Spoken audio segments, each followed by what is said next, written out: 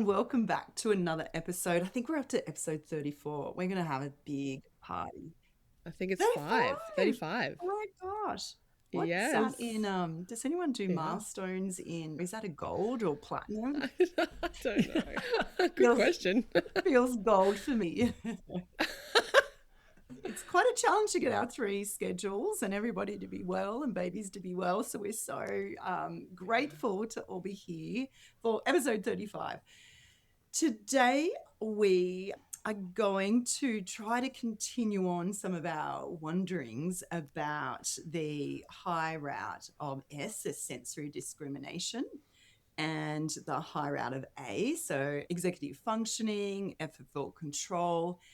And I'm curious about how that relates to movements. The last few episodes, we've tried to hang around up in those higher levels of functioning and really being precise in movements, and not just movements, in capacity building. So I guess what made me think about was a little one that I'm working with. It was just this one particular example, but it is a pattern that we can see regularly with some of our kiddos. So I'll give the example. It's a little one who's around 5 years, 6 months. She is new to my caseload but has seen an OT previously. I was doing the clinical observations of sensory integration and was looking at the forearm alternating movement. So Corey, you can say the word that I don't wrap much time around. Diadochokinesis? Beautiful. Sorry. And it's right at the start of gathering those clinical observations. So I was doing one hand only, and then with the intention to move to both hands at the same time. And what I was noticing is that she really was looking at me. So I was demonstrating the movement. Visually, she was really hooked in and was a little delayed in. So some kids race and do it before I finish the demonstration. So she didn't. She really watched, and I could see it looking hard. Then I was like, okay, let's go. Show me how you can do it. And I did keep doing it. And so she was looking at my hand super intently and doing the movement. And so I just tried to then move from that demonstrating where it was slow, because she's still young, that 5.5. So slow and deliberate, to then moving with just a bit more rhythm and automaticity. And I tried to have a little chat with her, or I was just trying to make it move to more smooth rather than a demonstration. She stayed glued to my movement. So her eyes were fixed to my arm, and she was just watching me alternate it, move it from supine to pronation, supination to pronation. She was able to do it with both hands singularly, left and right. She's right hand dominant. I didn't move on for whatever reason. I didn't move on to checking how she could do it bilaterally, because it looked really effortful for her, and it appeared like she was visually trying to construct the movement and using that exact functions to be right, driving that movement rather than that an embodied sense. So therefore the quality looked robotic and awkward and very task, rather than, even though we were doing it 10 times on one side, 10 times on the other side. And then I was trying to make it, because she was getting the movement sequence right and the location right on her leg.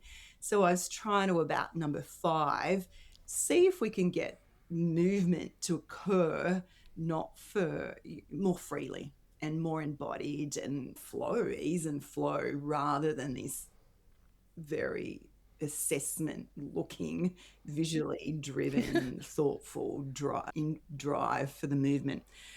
And so it just made me wonder about that. Do we see these kids where movement gets driven from perhaps the visual system rather than that embodied?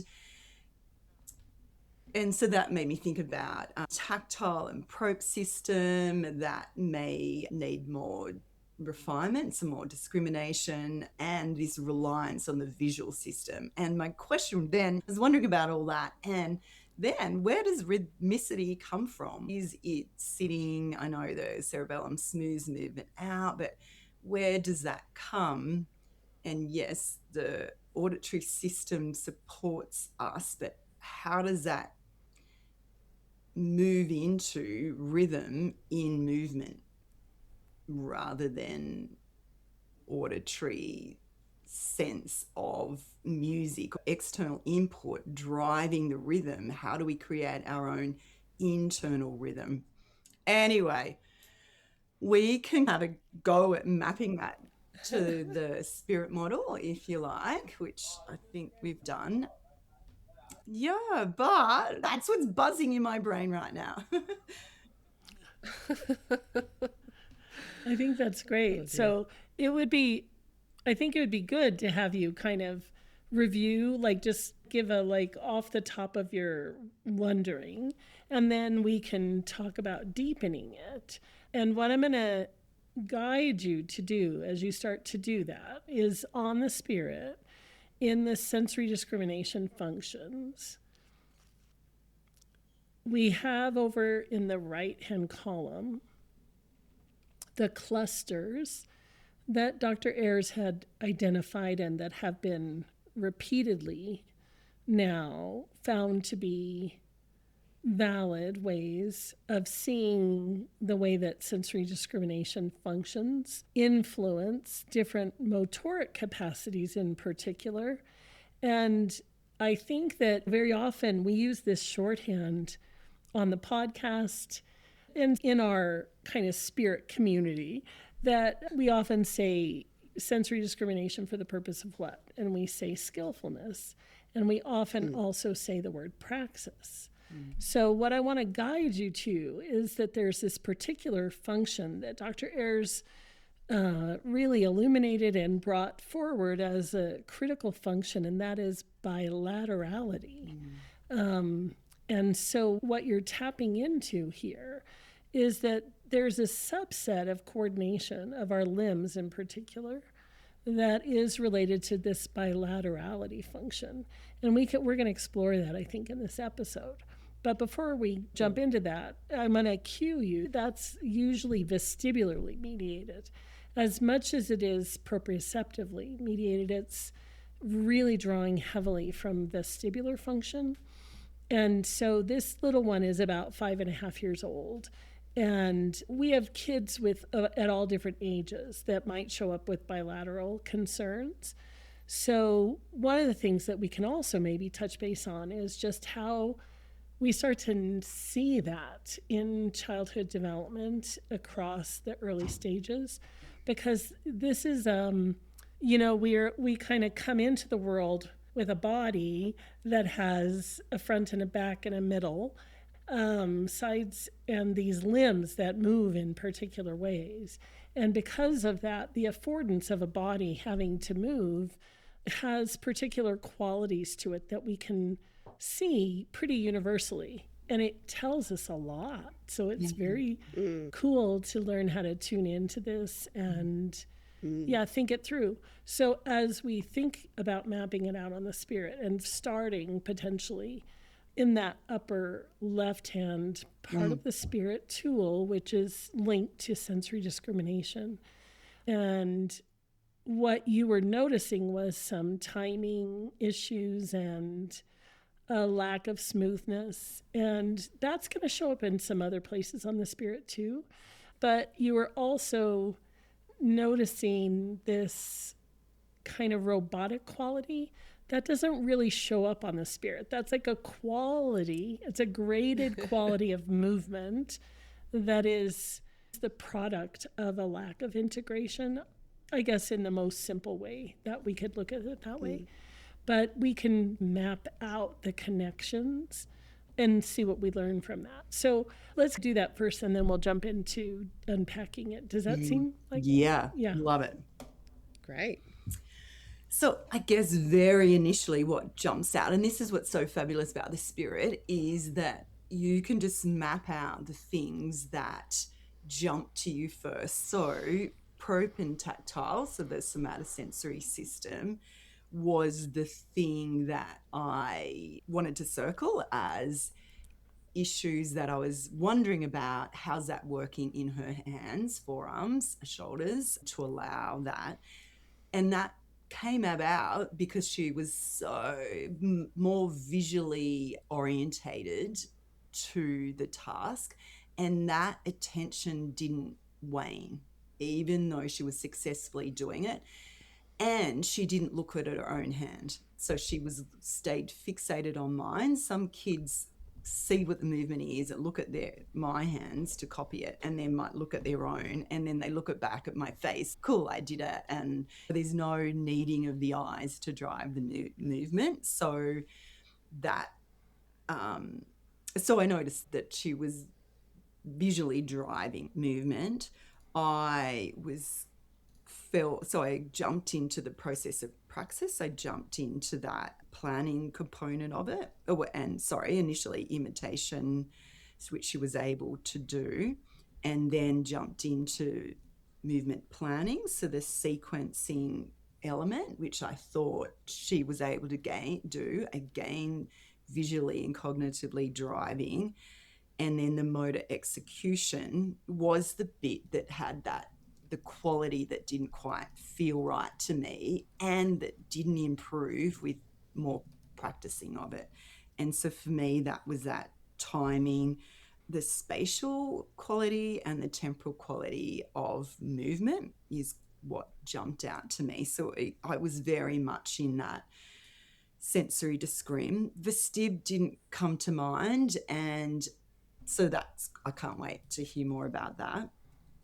And because it was, I guess she was really locked in visually, and that movement planning just felt more emphasized than what I would normally see, is that I went over and was wondering about the exec functions that look at that spatial temporal organization. And I was thinking, how does that relate to movement? I can think more easily about it, how it relates to us acting out in space and our time, so us on the environment. But it made me wonder about, how does that sync up for us internally, so we have this embodied sense of timing and space that affects her motorically.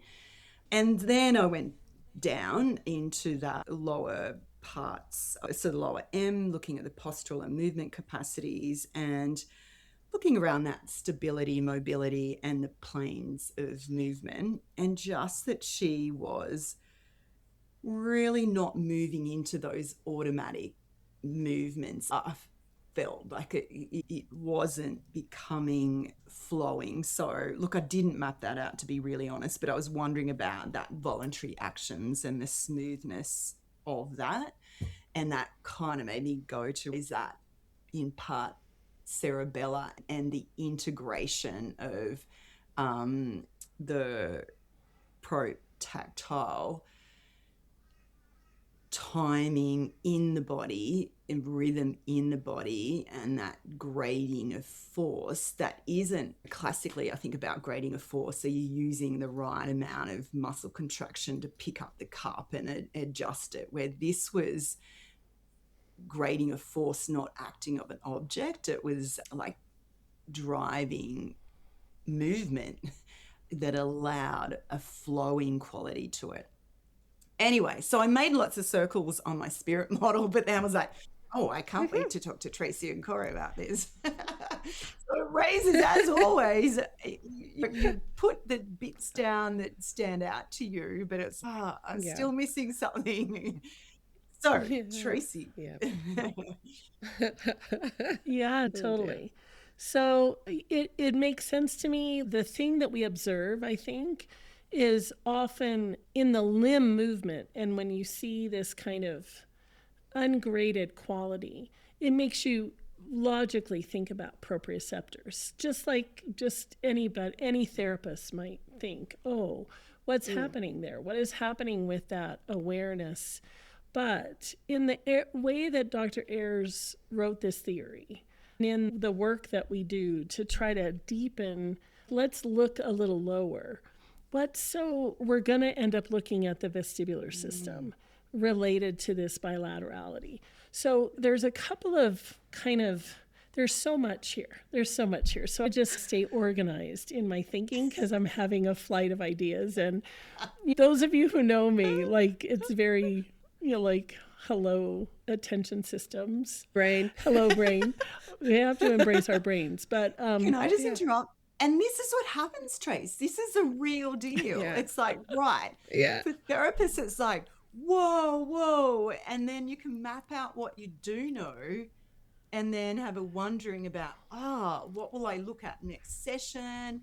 What is the root of this? And I'm going to ask Tracy about. Is something missing? Like, where do I go? I've got lots of bits. And without access to you or another supervisor mentor, I just slowly try to methodically go, okay, figure it out. Well, let me get more information about this thing that's jumped out to me, propen, tactile. Yeah. And when we get mentorship, it's, okay, then you can think about something else. But this is clinical reasoning. And that's why you're flooded with, where do we go with this? Where will I start? How will I explain this? Yeah. I have a story that maybe will spotlight your attentional system in a certain way, Tracy, or maybe it won't. I'll send it somewhere else. But when you were talking about the vestibular part of this presentation, because naturally I'm with you, Michelle, like I didn't automatically circle vestib. In a diadochokinesis task, I'm not automatically circling vestib, right? From now forward, you always will. I will be, right? Because so the story is, and it's from Sheila. It's from Sheila Frick, and she talked about planning her movement. So it was just a body planned movement. And it was in a course, one of the many courses I took from Sheila. I can't remember which one. But she talks about planning her movement, and she was in upright. I can't remember it word for word, but it was like something along these lines. They put her in these like space boots or whatever you call it, and they hang her upside down. And they ask her to move her right hand, and she's like, which one's my right hand? And that story has always helped me remember that the vestibular system, my orientation in space, helps me. Like, I almost need to know exactly how to plan my movement in every orientation of space. So that helped me remember that the foundation for like spatially planning my movement of my own body, even if I'm not even interacting with the environment, that there is a vestibular element to knowing my body map, if that makes sense. And I should have been circling vestibular system on a diadochokinesis. But anyway, so I don't know if that helps you direct your attentional system into how we're going to unpack the vestibular bilateral function, this particular cluster that Ayers is talking about, or not. But I threw it in there anyway. Absolutely. So it brings a few important features here. Okay. All of our movement patterns, once we're imitating, and then once we're trying to not imitate and do our own thing, all of those movement patterns require integration. So just know that, okay? And what we mean by that is that integration starts to allow for the discrimination system. So this is in the high route of S. It allows that discrimination system to help us to make differentiation. And differentiation is required for precision. And it's required for enough embodied knowing of what are all the possible options of how I might move this limb in space to be deployed in a way that is just smooth and matching either the groovy music that's going on and I want to move to it, or the activity somebody's inviting me to participate in, whether that be a test item, let's move your hands in this way, or let's do a chicken dance, or let's whatever the millions of things that we would do. Okay, so the discernment allows for the system to find smoothness and ease. And that's an integrative function, but it also means that movement patterns have this funny quality to them that is, I'm going to do the thing that's automatic, or I'm going to suppress the automatic to do something different, to do something that's nuanced away from that. So in basic bilateral movement patterns, they call that an in-phase movement. If you're clapping your hands, okay, so if you just clap your hands, that's an expected in-phase easy movement pattern, okay? But if I'm going to do a clap to you, now that's called an antiphase movement, technically. Like, there's papers written on this, okay? So bilateral movement patterns have this smooth bilaterality where the two limbs are sort of working in a synchrony together. And they're doing the same thing as they work in synchrony together. And then there's the higher level bilaterality comes from my two limbs are still synchronous, but they're not doing the exact same thing. And one is doing something and the other is doing another thing. And for that to happen, there has to be an on and then an off, an on and then an off. So what we're just starting to see here, okay, and I'm going to try to keep this focus for the spirit, is that there's a bilateral, or there's a proprioceptive quality to that. You can hear it in the words I'm using. But there's also this kind of start and stop signaling. So on the spirit tool, we link the high route of S, sensory discrimination, with the high route of A. And the reason for that is that the control and the coordination, a lot of that comes from the linkage between the goal directedness. Okay, I want to put my limb out here in space and do a thing. So there's always a prediction and a goal directedness around that movement pattern. And that goal directedness is being held in the high route of A. Okay. As that goal directedness is requiring precision, the high route of A is also helping to orchestrate this kind of connection into cerebellar processing. And we can talk more about the loops of processing in a few minutes here. Okay, so just for the listening audience to track this very complex thing we're talking about. What happens is that you're deploying, I'm going to move my limb in this particular way for this particular purpose. And then in order for me to change that movement, to do an antiphase movement, I have to have a stop signal. That stop signal can be very top down in that it might be cortical inhibition that's happening.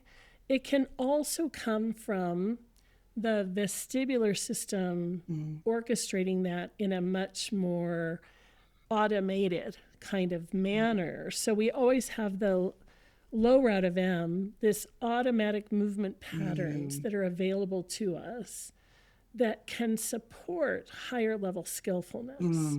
And so where we're connecting here is high route of S and the high route of A, but we're using the resources of the low route of M. And those resources are really critical here. Where we see embodied movement patterns comes from these automatic patterns that we all acquire and practice. And those automatic patterns become an affordance to higher level skill in the high route of S. Okay, so are you tracking with me? I was going to say could I give an example of an automatic pattern that will then become skillful? So it's like stepping reflex or stepping is like a pattern, right? Walking is an automatic motor pattern that once we get it, we've got it. But we can intentionally step up onto something as like a skillful thing. And is that the examples of those two? Like, I have this pattern of walking, but I can elaborate on that pattern to become then a skillful thing. Sure. And that it can become dancing. And that, like, it can be elaborated into where, other things, other ways I move my limbs. And that's kind of a little bit of instead of just walking like we might automatically, is how does it move in to finesse or having ease and flow that's not plodding walking. Yeah. Dancing, like being at the top end of the range of how much elaboration on it, right? And if I was just walking and I was walking kind of not consciously, like I'm not thinking about walking, I'm walking, but I'm doing other things. But if I suddenly wanted to walk in time to a rhythm, then I'd have to have this in phase, out phase, like start, stop function to make me match up my movement suddenly to a rhythm or a pattern or if then I suddenly wanted to do like a double step or a skip or something, that again, I'd have to become more skillful with how I start and stop my movement and move it in or out of phase to then do the actual skill I want to do. But are you saying here, I just want to recap, I'm not sure I captured everything, but are you saying that the integration function that we were so at the start you said just know that like integration of the high route of sensory discrimination and affect allows for movement? Is that right? Yeah, and with the low route of M, but yes. With the low route, yeah. Okay, so the integration between these things allows us to sort of intentionally manipulate some of these bilateral tasks. So we have these basic motor patterns, and with the integration of some of these other systems, we can use and manipulate them in ways to become more skillful or elaborate on movement patterns. Is that somewhat correct? Yeah, that's totally right. So now let's kind of take it into a couple of ways to just make this as concrete as possible. So everybody listening, including us, we can do a couple of things here. One thing we could do would be to take our upper extremities, our two arms, okay? And we can just do this little pattern of flex extend, okay? That's a much simpler pattern because we practice this a billion times. Like even as babies, within the first 3 months, you've done this a gazillion times, okay? So this is a bilateral homologous movement pattern that we all have available to us, okay? And we practice it a lot. Now, if I start to do this and I create the bilateral asymmetrical movement pattern of one arm is doing the other, do you feel how quickly that pattern just slows down and how much more intentional each movement within it is? Okay, so we've taken an automatic movement pattern, bilateral flexion extension of our upper extremities. Okay, this is just bicep flexion. It's just an easy movement pattern. Bicep curl. It's a bicep curl. Okay, so just do that. And you can do that a million times. You could do it really accurately. You can close your eyes and your arms are going to always end up in the same trajectory of movement, no matter what. Okay. Now, if we change it to a bilateral movement pattern, you're going to right away notice that you're synchronizing between the two. So this is technically an antiphase movement. And what happens is that we have to coordinate the rhythm between this movement and get them to start to be in sync with each other. And that coordination bilaterally between this one leading, now this one leading, they start to have this little competition in our brain power around what is my limb awareness. So the proprioceptive lobe. The vestibular system, if we have rhythm generation available to us, then this is going to be far easier. But if you're a weak rhythm generator, then this is going to start to look really obviously not temporally organized. You're going to even often see that the spatial part of it, like I'm not even keeping my arm in the same orientation, and you'll start to see like drift of where the limb is in space, and you can start to see all kinds of errors. So watching these simple movement patterns, we have the standard ones that we look at in clinical observations and in looking at any soft neurological signs. If you bought any of the 5 books that I have on my shelf that are how to do soft neurological sign testing, there always are these bilateral movement patterns involved. Sometimes they're more complex, like supination, pronation, diadochokinesis is not an we do it all the time. We bring our hand into supination because we need to put something in our hand. But we don't just alternate our hand like this very often, okay?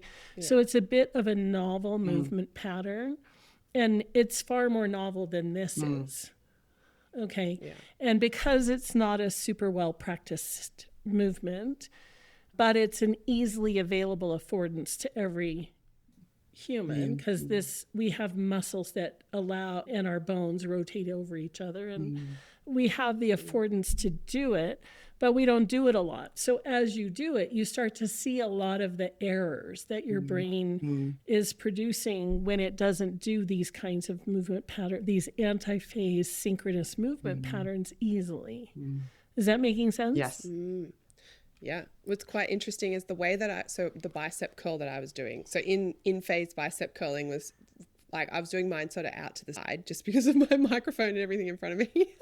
But as I started to be asynchronous, I actually felt the vestibular pull of trying to hold my center. Yes. While my arms were starting to like go out to the side. Like it was pulling me, and I was like, oh, I have to activate this way, then activate that way. Like it wasn't huge, but it was because I was paying so much attention to the sensory experience of it. I was actually noticing that, oh, like I have to stabilize to allow the system to even like shift to the side like that, because otherwise I can't even find my stability to even do it. Yeah. It was just fascinating. Well, anyway. I had a different experience. I went forward, and because my arms are going forward, I was conscious of you guys doing it. So the visual input of you was impacting me. So I had to close my eyes because it was like, whoa, I got to sink into myself. It was thoughtful, and stop distracting me, you guys. I'm going to get my own rhythm happening here.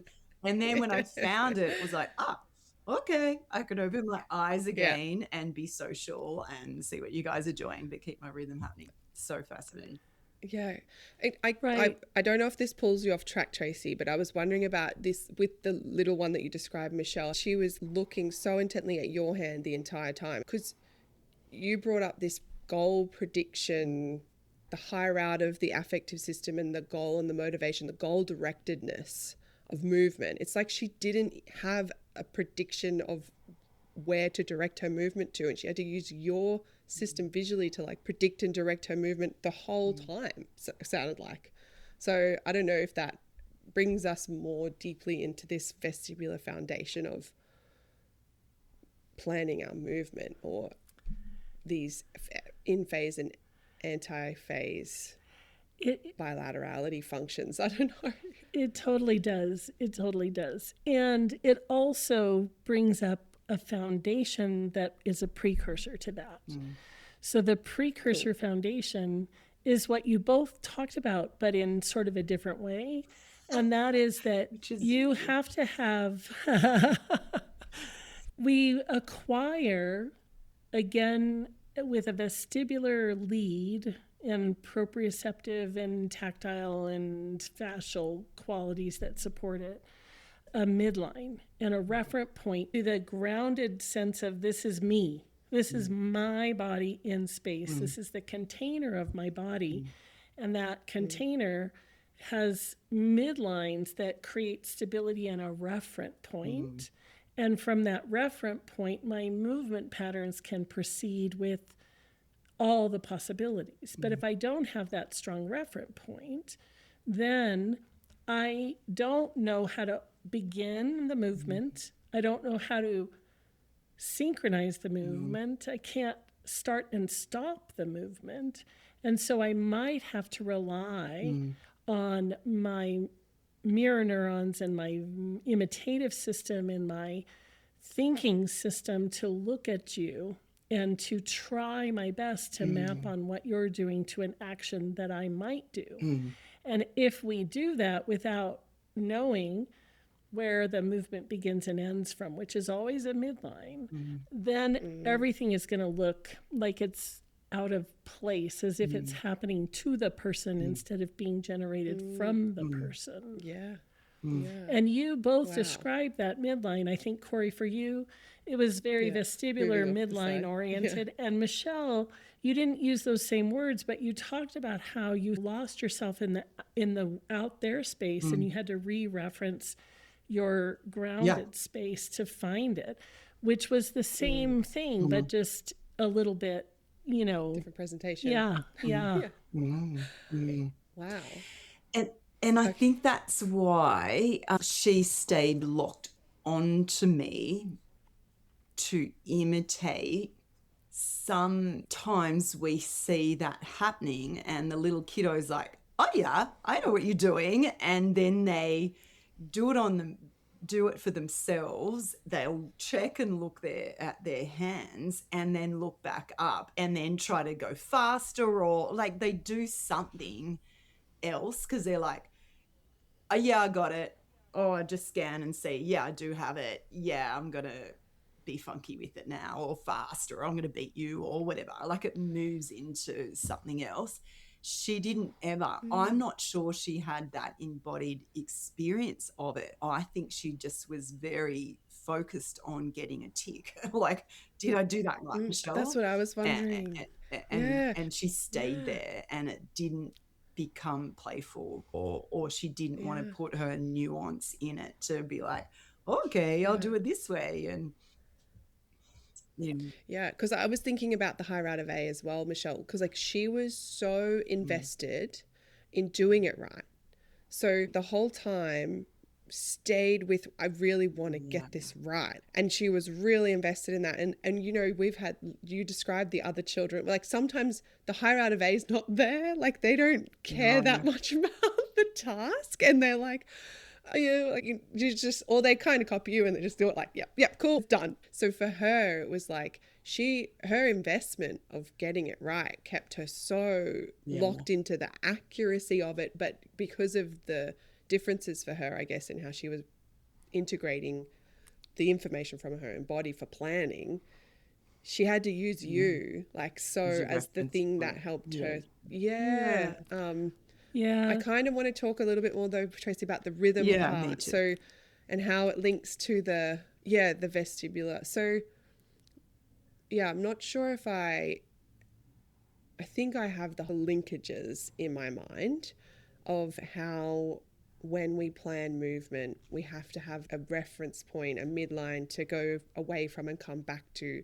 And midlines, like I can clearly logically make the connection of the axial midline. So the midline that goes down the center of my body, like from the crown of my head through my spine and core, like belly button down to my pelvis in the middle of my body. I can really like embody the understanding of how the vestibular system helps me reference that place.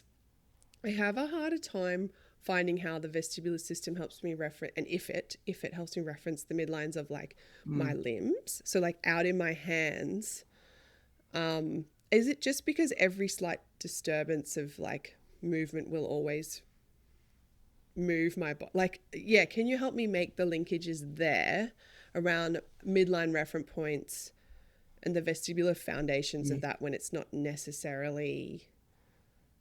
Is it not? I don't know. Just, So part of it is that the way that the vestibular system is integrating with the proprioceptive system and in the signal of this side firing, just that alternating pattern ends up sort of almost being like, if we were listening to the snaps of the auditory, the non-auditory snap, if you will, of this movement pattern has the same kind of quality to it as it ascends into the system. And part of that is that the bilateral proprioceptors, are working off of the vestibulospinal pathway as like this primary pathway that gives rise to activation. So as the vestibulospinal pathway gives us this spinal extension, okay, every time that I move a little bit anteriorly on one side or posteriorly on the other side, the vestibulospinal pathway has to know about that to make corrections so that I don't just fall down. Yes. That's what I was feeling. And that's a weight shift. I was literally feeling the vestibulospinal.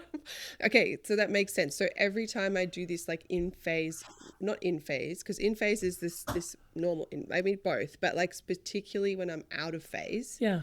And I have these slight different bilaterally, because we're talking about bilaterality. And if I'm out of phase in a bilateral way, then I have this mapping onto the vestibulospinal information that's keeping me upright, so that when I had that feeling of, oh, it's pulling me off my center, I knew how to still manage that midline reference and move my limbs in a asynchronous pattern. Is that? Yeah, that's right. And then in addition to that, the vestibuloproprioceptive information is interacting with the cerebellar information. So there's direct connections between, the vestibular nuclei as they connect into the cerebellum. And the cerebellum is asking for information to say, it seems like coordinating this action needs a little bit more recruitment of something else. Okay? Maybe that's a little bit more stability on the opposite side, or maybe that's a little bit more movement into one plane or another. Okay, so we have this plane you talked about, but we also have a plane that is our front back, and transverse planes that organize the rotational spaces that we have.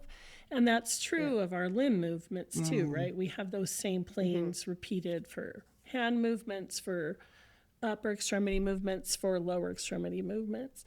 So all of those planes are mapped almost like a homunculus in the cerebellum. And the cerebellum is then knowing the referent point of how that is moving in like a homunculus of planes of movements. That would be the easiest way to think about that.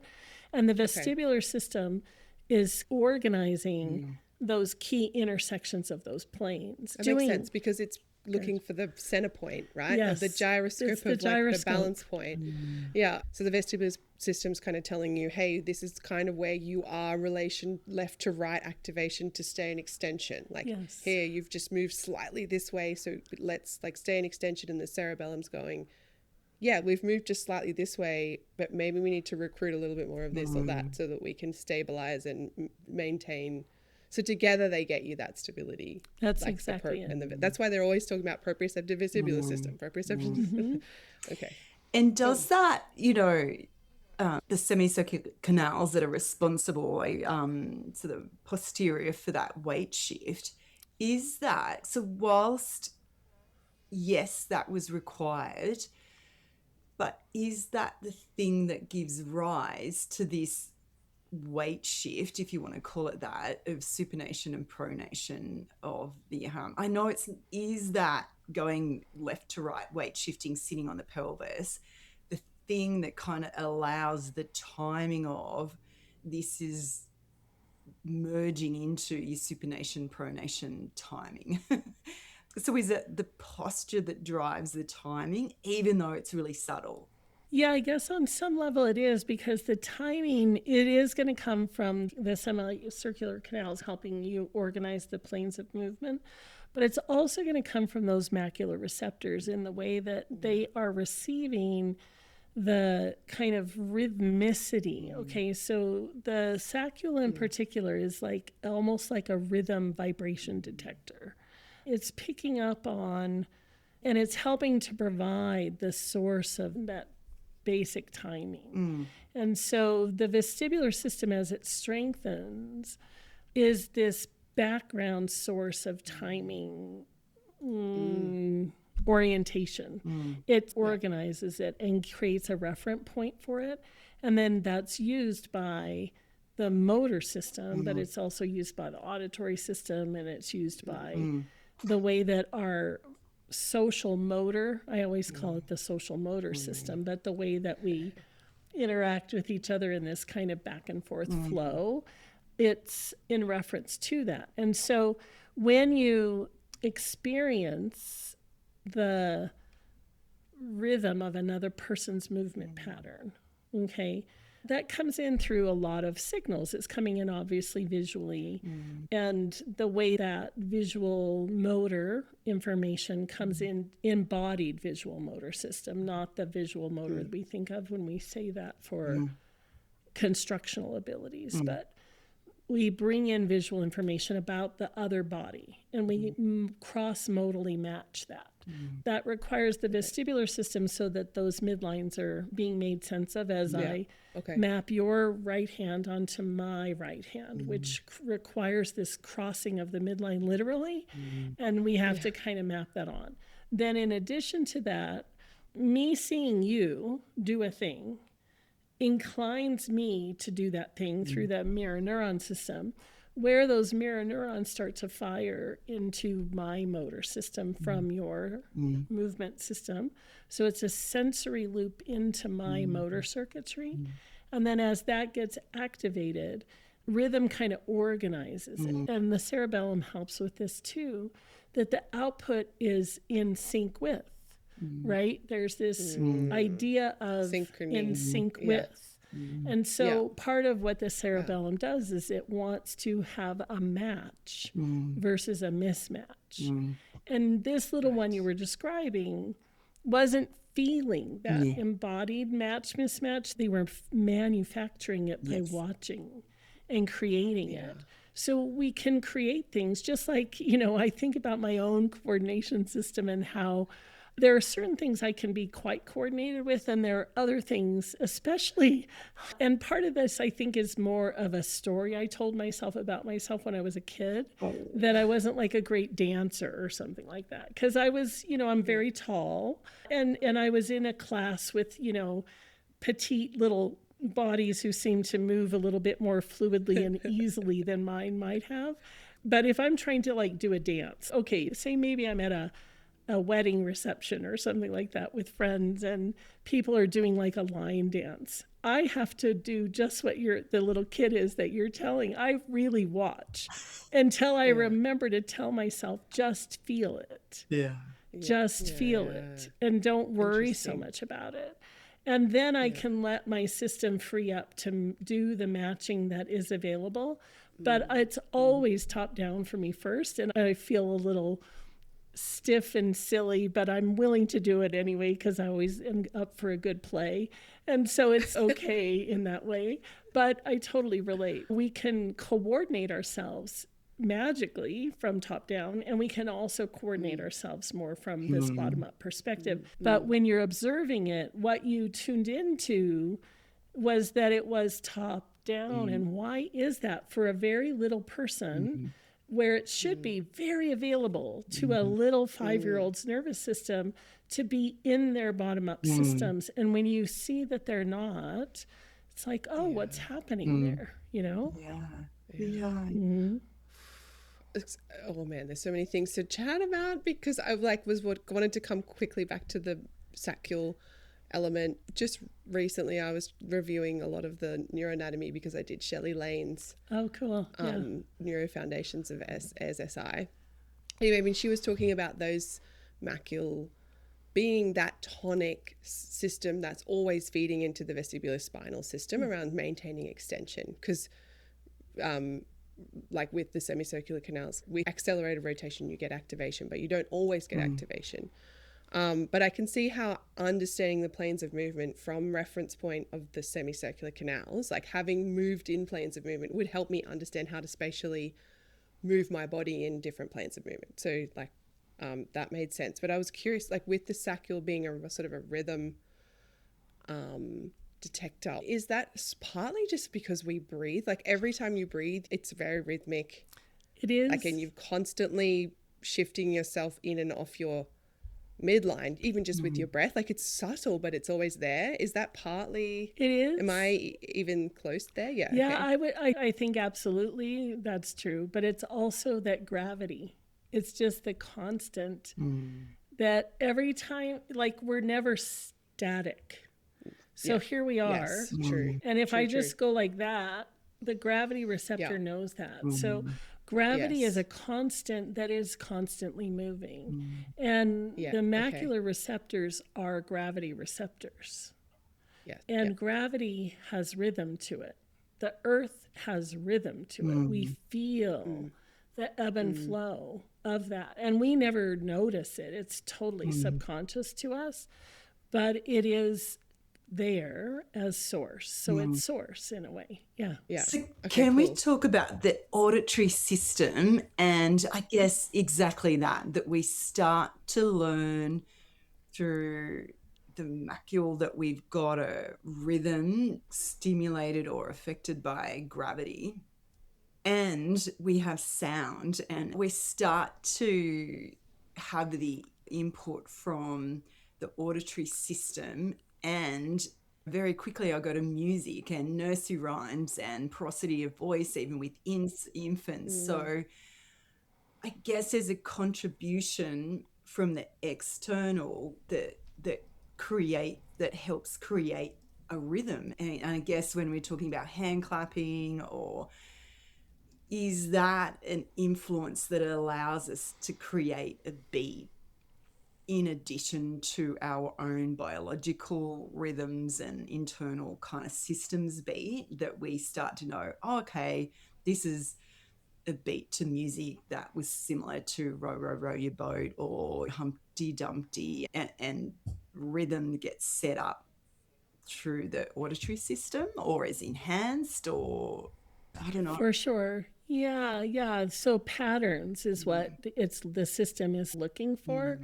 And then those repeated patterns, especially when we make them really salient, they have that quality of predictability to them.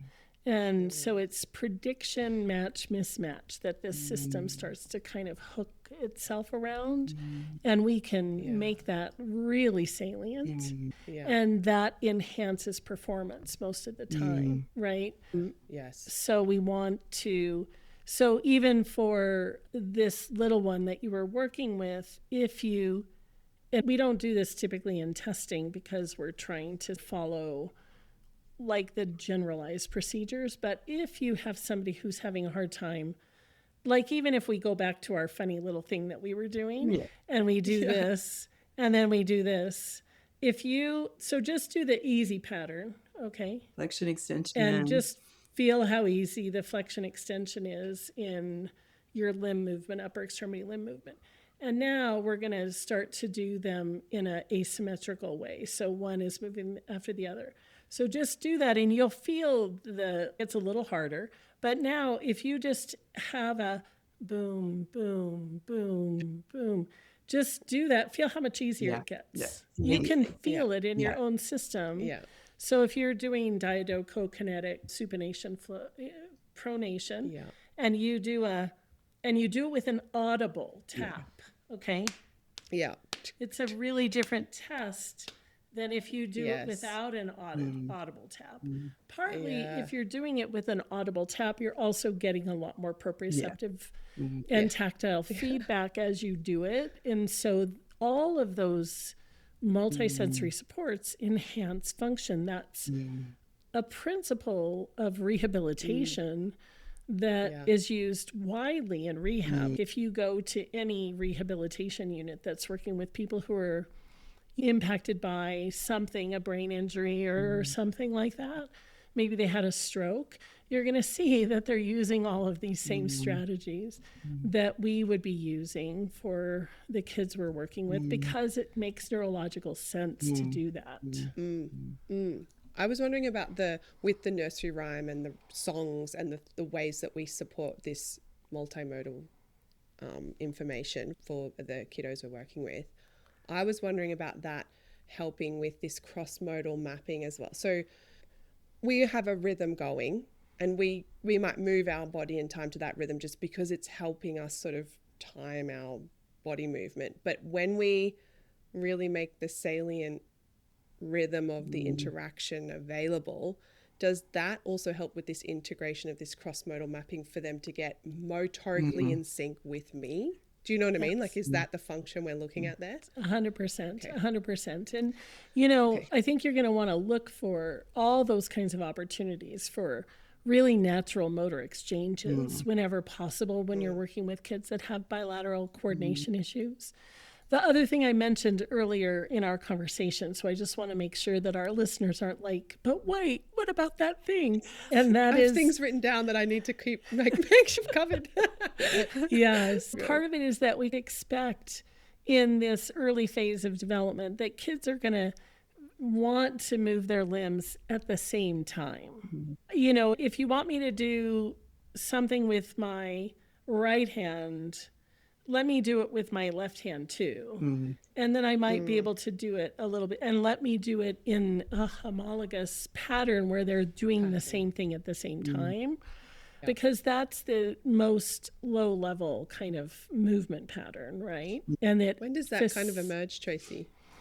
Sorry, roughly age, do you know, or not? Yeah, we don't have, we can find probably a table of the exact ages so that I don't like, because I might be off by a few months or something.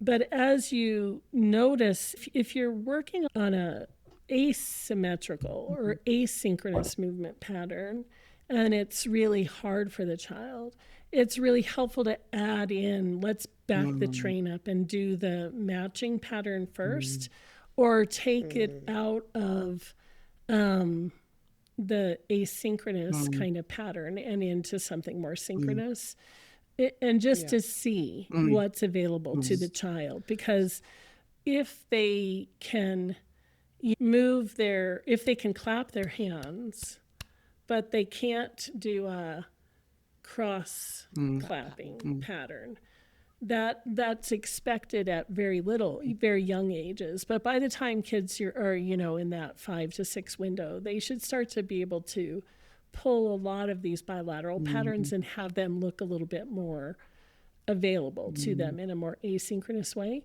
So as that kind of emerges, you can tell a lot by dipping down into a simpler pattern and see what's available there, or to see if the priming of both sides are doing this. Is that helping you? Or actually, are they so disconnected from their body-based sensations, the whole group of them, that that's actually not even that helpful to them? And then you really know that the issue really is laying in this basic cluster of sensory integrative functions. So for Michelle's kiddo, if she wasn't doing the standardized testing, or like just the way that we've been shown to test for this one, could she have backed off and just done like tap the legs with her, not altered? So I mean, recruit the other side, just tap the legs. And if that then became less visually fixated, that would have given some information around like, okay, she can embody that pattern of bilaterality or that pattern of asynchronous rhythmic, you know, movement or not. Okay, so that's helpful clinically, I guess, if you're trying to reason out this bilateral capacity. So developmentally, it's, I mean, I knew that it was always homologous to start with, as in both sides together doing the same thing at the same time. Like, but it's, I've never really broken it down with, if I was looking at it, how would I back it up? Like, how could I add that? Yeah, how could I grade it back so that I could figure out whether it's there or not? So if Michelle did do this like bilateral tapping with this little one, and she still was like visually and really like trying to figure that out, would that be an even bigger signal of bilateral disintegration? Yeah. Okay, cool. All right. I think I've answered all the questions that I wrote down to be like, did we make sure we go back and cover that? Okay, every single episode we try to say we're going to keep it simple. We're going to try to, you know, be like clear but precise but not too complicated. I don't know if we've ever succeeded doing that. I got so much out of this conversation though. There's definitely moments where I think I was like, my concentration, I don't know if I'm hanging on to all of this information. So for everybody listening, you're not alone. And if I ever go back and I re-listen to us speaking, and I'm often like, wait, what are we saying? Yeah. What's that? How do I make sense of that? So like, don't be fooled. And I met with some wonderful OTs, like lots of them. They're all over Australia. Yeah. They're just like, oh, Michelle, I think I've got most of the parts of the jigsaw puzzle, but I'm just not putting it together. It's so hard. This was one subtest within a whole hour. Do you know what I mean? I pulled out, hey, Tracy, what about this? There's an hour worth of stuff that's still, some of it's more clear, and I've got some more, we're never going to run out of questions because it's constantly refining. Right. And I guess that's the process I've been saying to people is it just gives rise to the next question. Hey, if I do that next time, what happens? And I might do that now about the movement system, but I also have to do it about the relational system. There's something. So this is one of 100 questions, and no wonder we get a little overwhelmed, and no wonder, Corey and I, and clearly Tracy, are strong advocates of the spirit and the step SI, because it helps me order all these ideas, because otherwise it just is a whole 100 questions that are not tied up yet, so we've tied this one up a little bit, and I've got some ways to move forward, but I've got 99 other ones out there loosey goosey. Otherwise you're literally like my analogy, without having that map to help me pull the information somewhat together. It's like I'm literally dropped in the middle of the densest forest, and I'm pulled by the squirrel that calls me next. Like I am literally like squirrel. Like, oh my God, like let's put a thing there. Like let's do a top-down strategy here. And oh my gosh, yes, let's do it visuals. And like there's no foundation of like a Zen. It's not even Zen, but do you know what I mean? Like there's no grounding in my reasoning if I don't have that map. And it's still, I feel like I'm in the middle of this is probably not a good analogy for you two, but I'm in the middle of a video game where parts of the map are still grey. So when you haven't explored, in some video games where you go into part of the map, it becomes illuminated. And the rest of the map is still like grey. So some of my bits of my map have had connections made, and they're sort of pathways are formed, and the rest is still grey. So don't worry about that. Just like be where you are in the map and have someone help. There's a walkthrough, and it's sort of this podcast, but it's anyway, we will keep envisioning simple, clear, and precise. I think, thank goodness for Tracy, because we would be lost. But yes, we will keep trying to provide information that hopefully is somewhat accessible to everybody, not just my obscure, strange, unique way of enjoying learning the brain. I love it. Well, the video game analogy, I love it. And it makes me think that the video game analogy that would be the Spirited Conversations podcast would have a very rhythmic song in the background. Probably some sort of safe and sound or therapeutic listening. Corey's over here like do. She's got it all going on. Michelle's on the other side. I'm all like Vivaldi frequencies up here. I'm gonna provide us some nice bass rhythm. Okay. Love it. Beautiful. You're the Humpty Dumpty. Man, that hooked me in when you said Humpty Dumpty. I was like, oh, keep with that rhythm. That feels good. Thanks for being our bass rhythm, Trace, yet again. Yay. Thank you, guys. guys. Love it so much. Thank you, everyone, for coming along on the journey. Let's continue to fill in the grey areas of our map.